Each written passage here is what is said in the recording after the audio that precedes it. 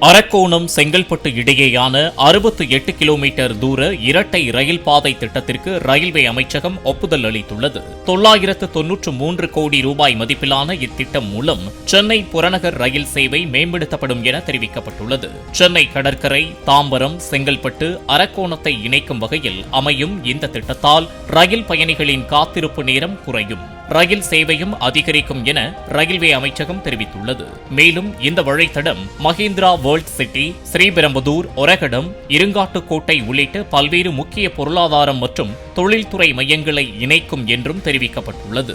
முன்மொழியப்பட்ட பரந்தூர் விமான நிலையம் அருகே இந்த ரயில் வழித்தடம் விரிவுபடுத்தப்பட உள்ளதாகவும் ரயில்வே விளக்கமளித்துள்ளது.